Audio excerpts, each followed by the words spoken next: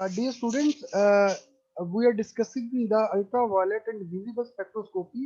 इससे पहले हम डिस्कस कर चुके थे कि spectroscopy is actually the interaction of matter and electromagnetic radiations, यानी कि इलेक्ट्रोमैग्नेटिक रेडिएशंस जब मैटर के साथ इंटरेक्ट करती हैं तो मैटर में जो भी चेंजेस आती हैं वो हम रिकॉर्ड कर लेते हैं, और ये जो रिकॉर्डिंग है स्पेक्ट्रा कहलाता है। और ये स्पेक्ट्रा हमें बड़ी स्ट्रक्चरल, क्वालिटेटिव, क्वांटिटेटिव, ये हमें स्ट्रक्चरल इंफॉर्मेशन, बड़ी वैल्यूएबल इंफॉर्मेशन देते हैं जिसको हम इंटरप्रेट करके स्ट्रक्चरल इंफॉर्मेशन हासिल कर सकते हैं।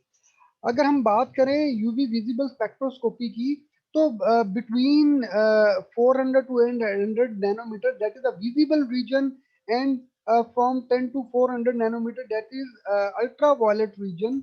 ये यूवी विजिबल रीजन जो है, इस की जो इलेक्ट्रोमैग्नेटिक रेडिएशन होती हैं, ये इलेक्ट्रॉन्स के साथ जब किसी भी मैटर पे पड़ते हैं तो उसके इलेक्ट्रॉन्स को एक्साइट कर सकती हैं, यानी कि लोअर एनर्जी से हायर एनर्जी वाले जो ऑर्बिटल्स है उनमें ट्रांसफर कर सकती हैं। उसके बाद हमने वो है डिस्कस के बेसिकली जो आपका स्पेक्ट्रा है वो 800 टू 200 होता है। बिलो 200 नैनोमीटर हमारा जो जो स्पेक्ट्रोफोटोमीटर है वो इसको डिटेक्ट नहीं कर सकते। ठीक है, तो बेसिकली इसीलिए इस स्पेक्ट्रोस्कोपी को हम जो है वो इलेक्ट्रॉनिक स्पेक्ट्रोस्कोपी भी कहते हैं, क्योंकि इलेक्ट्रॉनिक ट्रांजिशन होती है। ठीक है, ये हम डिस्कस कर चुके थे कि जी इनके एब्जॉर्प्शन पे from lower energy to higher energy transition होती हैं। फिर हमने डिस्कस किया था कि जो सिंगल बॉन्ड है, यानी कि जो सैचुरेटेड मॉलिक्यूल्स हैं उनमें सिर्फ sigma two sigma star transition possible है, जो कि बहुत हाई एनर्जी की ट्रांजिशन है, जिसके लिए बहुत लो वेवलेंथ चाहिए, हाई एनर्जी और लो वेवलेंथ। तो ये बिलो 200 नैनोमीटर चली जाती है, जिसकी वजह से हम इसको रिकॉर्ड नहीं कर पाते। फिर हमने देखी थी कि जिनमें लोन पेयर मौजूद होता है उनमें एन जो है ऑर्बिटल भी प्रेजेंट है, तो एन टू पाई स्टार और एन टू सिग्मा स्टार इनमें पॉसिबल है। जबकि डबल बॉन्डेड या अनसेचुरेटेड जो हाइड्रोकार्बन है उनमें पाई टू पाई स्टार और एन टू पाई स्टार जो पॉसिबल है। ये इसमें एन टू पाई स्टार और पाई टू पाई स्टार ये बेसिकली बहुत ज्यादा आइडेंटिफाइबल पीक्स है, क्योंकि इनके दरमियान एनर्जी कम है, एनर्जी डिफरेंस कम है, तो इजीली ट्रांसमिशन हो जाती है, easily electronic transition from lower to higher energy possible है। और फिर हम इसी को रिकॉर्ड करते हैं जिसको हमने कहा कि स्पेक्ट्रा। ये हम इसको कंप्लीटली डिस्कस कर चुके थे कि जी कौन सी इंटेंसिटीज हैं और वो कैसे एब्जॉर्ब होती हैं, वो had already discuss. One topic जो कि लेफ्ट था वो था जी effect of solvent on the absorption. ठीक है, यानी कि अगर हम सॉल्वेंट्स कोई भी यूज कर रहे हैं उसका ऑब्जॉर्प्शन पे क्या इफेक्ट होता है। तो बेटा there are two kinds of solvent, एक पोलर सॉल्वेंट होते हैं और एक नॉन पोलर सॉल्वेंट होते हैं। पोलर सॉल्वेंट वो हैं जिनमें पोलैरिटी होती है, इलेक्ट्रॉन्स इजीली मूव कर सकते हैं। ठीक है, और नॉन पोलर वो होते हैं जिनके अंदर आयन फॉर्मेशन नहीं होती, पोल्स नहीं बने होते, पॉजिटिव और नेगेटिव चार्ज की क्रिएशन नहीं हुई होती।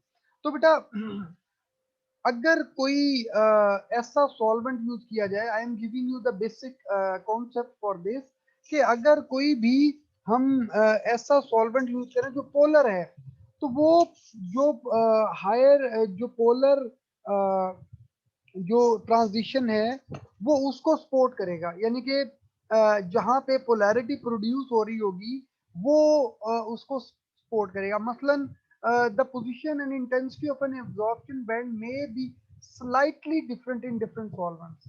Since electronic transition results in the redistribution of electrons within the molecule, the polarity of a group in the excited state may be different. यानी कि जो एक्साइटेड स्टेट है, मिसाल के तौर पे एन से पाई स्टार अगर ट्रांजिशन हो रही है तो पाई स्टार की जो पोलैरिटी है वो डिफरेंट हो सकती है as compare to an non bonding molecular orbital की। So this result in the change in the energy difference between two states. यानी कि अगर आप नॉन पोलर सॉल्वेंट यूज कर रहे हैं तो इन n और पाई स्टार के दरमियान जो एनर्जी डिफरेंस है वो डिफरेंट हो सकता है in polar solvent and in non polar solvent. I repeat कि n और पाई स्टार का जो एनर्जी डिफरेंस है वो डिफरेंट हो सकता है पोलर सॉल्वेंट में और नॉन पोलर सॉल्वेंट में। ठीक है। जैसे कि ये इफेक्ट जो है वो कार्बोनिल कंपाउंड्स में बहुत ज्यादा प्रोनाउंस्ड हो सकता है। क्या हो सकता है? Since a pi star orbital is more polar. अब ये जो कार्बोनिल कंटेनिंग कंपाउंड है इनमें पाई स्टार जो ऑर्बिटल है वो पोलर होता है। ठीक है। अब जब पाई स्टार ऑर्बिटल पोलर होगा तो पोलर सॉल्वेंट उसको सपोर्ट करेंगे, यानी कि उसकी एनर्जी लो हो जाएगी। आई रिपीट कि जो पाई स्टार ऑर्बिटल है क्योंकि वो पोलर है तो पोलर सॉल्वेंट्स उसको स्टेबलाइज करेंगे, सपोर्ट करेंगे, तो उसकी एनर्जी कम हो जाएगी। जब एनर्जी कम हो जाएगी तो एनर्जी बैंड कम हो जाएगा, एनर्जी डिफरेंस कम होगा। तो एनर्जी डिफरेंस जब कम होगा तो थोड़ा सा रिलेटिवली हायर वेवलेंथ या आप कह सकते हैं कि लो एनर्जी की भी उस पे एब्जॉर्प्शन होगी। लेट से पहले अगर 100 ईवी इलेक्ट्रॉन वोल्ट डिफरेंस था तो पोलर सॉल्वेंट में वो डिफरेंस कम होकर 90 इलेक्ट्रॉन वोल्ट हो जाता है। तो अब क्या होगा? लेस एनर्जी वाली 19 इलेक्ट्रॉन वोल्ट और हमें पता है कि हायर वेवलेंथ पे, ठीक है, शिफ्ट हो जाएगा। तो इसकी वजह से हम ये कह सकते हैं कि there is a difference between the absorption in polar and non-polar solvents. So you can see like here in the spectra कि जो इन पोलर सॉल्वेंट जो है वो यहाँ पे एब्जॉर्ब कर रहा है और इन नॉन पोलर सॉल्वेंट वो रिलेटिवली थोड़ा हाई एनर्जी पे वो कर रहा है। क्योंकि देखें अगर हम यहाँ पे देखें यहाँ पे फ्रॉम लेफ्ट टू राइट जो इसकी लेमडा है यानी कि वेवलेंथ है बढ़ती जा रही है। ठीक है, from left to right wavelength बढ़ रही है और from right to left energy बढ़ रही है। तो आप यहाँ से अंदाजा लगा सकते हैं कि इन पोलर सॉल्वेंट जो है और आप यहाँ पे देखिए हेक्सेन जो है that is a non polar और वाटर जो है वो पोलर है। तो आप ये देखिए बी जो है वो रिलेटिवली हायर वेवलेंथ की तरफ है अगर आप बी को देखें तो।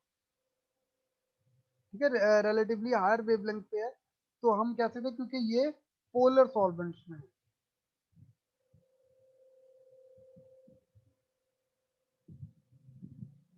सो एट हायर वेवलेंथ और लो एनर्जी पे इसकी वजह से शिफ्ट होता है। देखिए हेक्सेन में 230 पे पाई टू पाई स्टार ट्रांजिशन है, जबकि यही पाई टू पाई ट्रांजिशन जो है 243 नैनोमीटर पे हो गई, जो कि रिलेटिवली लेस एनर्जी की वेवलेंथ है। Then we had completed the discussion regarding the instrumentation, जिसमें हमने देखा था कि मेन जो इसमें है कि द सोर्स ऑफ रेडिएशन होता है। ठीक है, और वो सोर्स ऑफ रेडिएशन फोकस करता है through monochromator on to the sample cell. तो उससे पहले हम स्प्लिटर लगाते हैं जो कि एक बीम को टू रेज में स्प्लिट कर देता है। तो हमारे पास हमेशा दो सेल्स होते हैं, यूवी स्पेक्ट्रोफोटोमीटर में हम दो सेल रखते हैं। एक सेल में हम अपना सिंपल सॉल्वेंट डाल देते हैं और एक सेल में हम जिस उसी सॉल्वेंट में जो हमारा सैंपल डिसॉल्व होता है वो रखते हैं। ठीक है, तो दोनों की चूंकि लेंथ भी इक्वल है, यहाँ पे एनर्जी भी सेम आ रही है, तो दोनों का जो सॉल्वेंट की वजह से फैक्टर है वो दोनों कैंसिल हो जाएंगे और जस्ट सैंपल का जो स्पेक्ट्रा है वो हमें मिल रहा होगा। और आगे जो डिटेक्टर है उसमें ये चीजें रिकॉर्ड होती हैं और एम्पलीफायर इन्हीं सिग्नल को थोड़ा एम्पलीफाई करते हैं, बढ़ा देते हैं और फिर जो रिकॉर्डर है उस रिकॉर्डर पे हमें वो स्पेक्ट्रा इन द फॉर्म मिल जाता है और हम इसमें लैम्डा मैक्स और डिफरेंट वेवलेंथ्स पे जो एब्जॉर्प्शन है वो हम इस पे मेजर करते हैं। सो दिस वाज अबाउट कि जी हम एंड द क्रोमोफोर हमने डिस्कस किया था कि क्रोमोफोर वो जो है फंक्शनल ग्रुप्स हैं जो एक्चुअली लाइट एब्जॉर्ब करते हैं।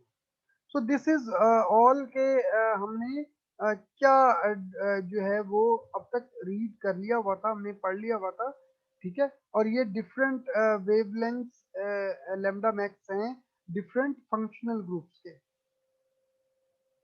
So we had completed up to so far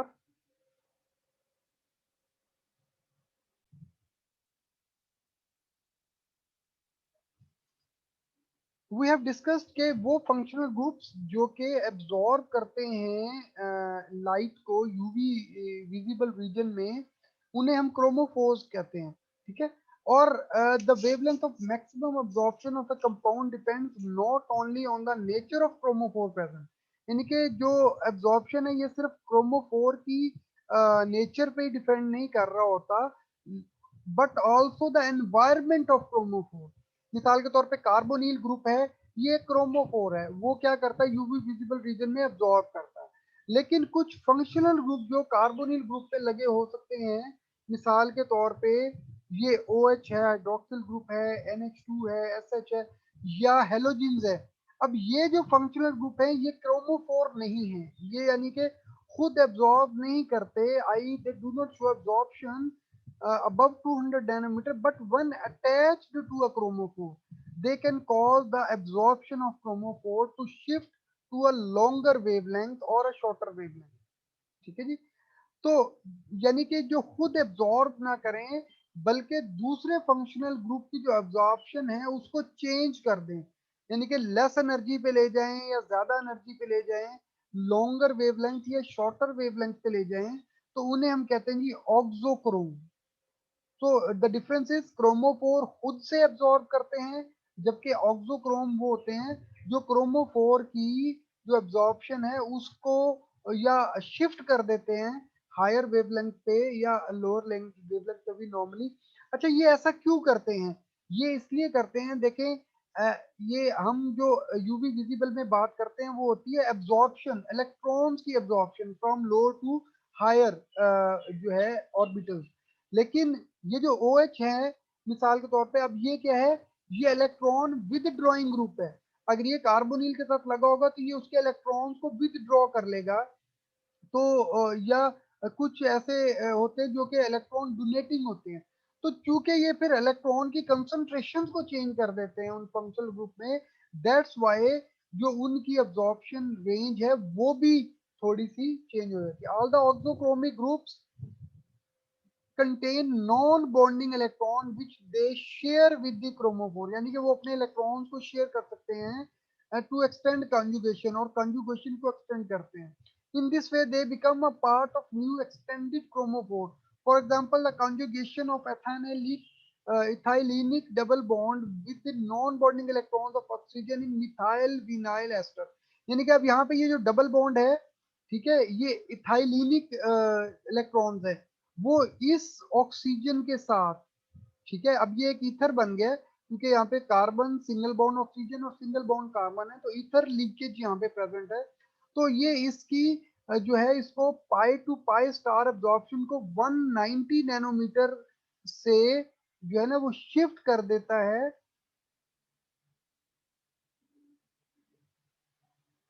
और इसी तरीके से the conjugation lone pair of electron अगर नाइट्रोजन एटम अमाइनो ग्रुप, यानी कि NH2 ग्रुप जो है अगर वो लगा हो बेंजीन पे, तो वो उसकी जो वेवलेंथ है उसको शिफ्ट कर देता है फ्रॉम 254 टू 280 नैनोमीटर, यानी कि from lower to higher wavelength shift कर देता है, ठीक है। From lower to higher wavelength shift करने की वजह से जो है यानी कि लो एनर्जी पे शिफ्ट करता है और हायर वेवलेंथ पे शिफ्ट कर देता है।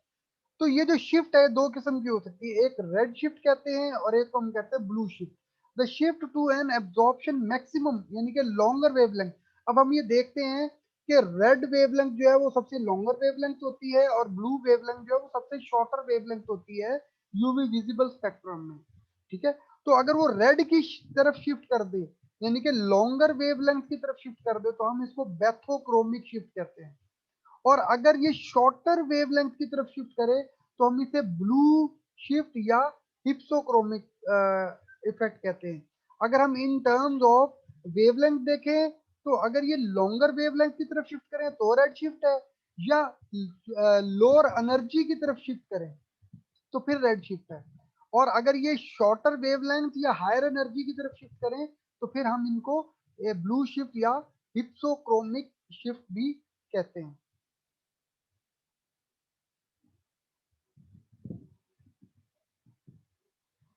And another factor is that is the hyperchromic effect. अगर कोई जो फंक्शनल ग्रुप है जो लगा हुआ हो, वो increase in the intensity of absorption cause कर दे, यानी कि पहले वो लो उसकी एब्जॉर्प्शन थी इंटेंसिटी की, अब अगर इंटेंसिटी बढ़ जाती है तो फिर हम इस शिफ्ट को कहते हैं hyperchromic shift. So today we have discussed first chromophore, then oxochrome, and then we have discussed red and blue shift, i.e. bathochromic or hypsochromic shift, and in the last we have discussed the hypochromic shift of the in the UV visible spectroscopy. Like we can see कि chromophore carbonyl group है, ठीक है, और इसकी lambda max जो 290 पे है।